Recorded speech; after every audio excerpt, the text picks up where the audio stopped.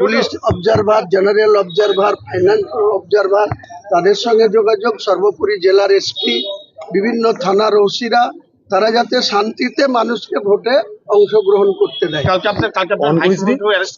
হ্যাঁ, এটা নোংরামি। আর কি করবে, একটা ভোট দিতে দিল না, তাকে আটকালো। কবে নাকি কোন মহিলা সে এখানে এসে থাকতো, ইয়ং ছেলে, তাকে অনেকবার নিষেধ করেছিল পরিবেশে তাদের সঙ্গে কথা না বলা, না মিশা, কিন্তু কবে করে রেখেছে 164। আমি কালকে যখন এখান থেকে অ্যারেস্ট করে, আমি সঙ্গে সঙ্গে এসপি কে ফোন করি।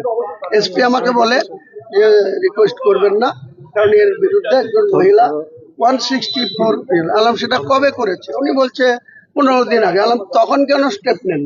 কালকে ভোট, আজকে কেন তাকে অ্যারেস্ট করা হলো? এটা নোংরামি করবেন না। আমি কালকে ভোট, এসবের জবাব আমি শক্তিপুর থানাকে দেব।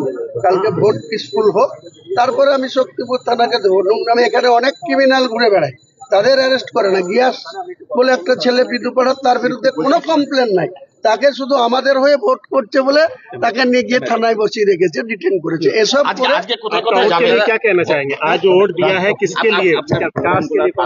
কালকে রাতে আটক করে রেখেছিল থানার মধ্যে ভগবানগোলার কাছে। দেখুন, আমার কাছে সেরকম কোনো ইনফরমেশন নাই, ডেকে বসিয়ে রেখেছিল।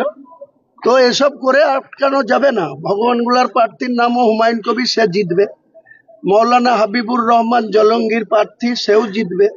মৌলানা মোশাররফ হোসেন মন্ডল জমকলের প্রার্থী, তৃণমূলের আইপিএস হুমায়ুন কবির প্রার্থী, সে হারবে। আমার প্রার্থী মৌলানা মোশাররফ মন্ডল জিতবে। আমি হুমায়ুন কবির রেজিনগরে জিতবো। মুর্শিদাবাদ থেকে আপনি 4 তারিখের জন্য ওয়েট করুন না। আজকে যে 152টা সিট, তার মধ্যে আমার দলের 78টা প্রার্থী আছে, একদম কুচবিহার থেকে শুরু করে বিভিন্ন জায়গায়। 78টার মধ্যে আজকে যে নির্বাচন হচ্ছে, 60টা সিট আমরা জিতবো। আপনি আগামী দিনে ওয়েট করুন।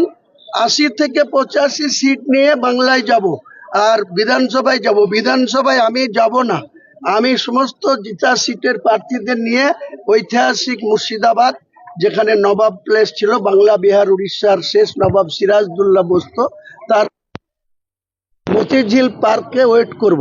দেখুন না কত রতি মহরতে এই মুর্শিদাবাদে আসে।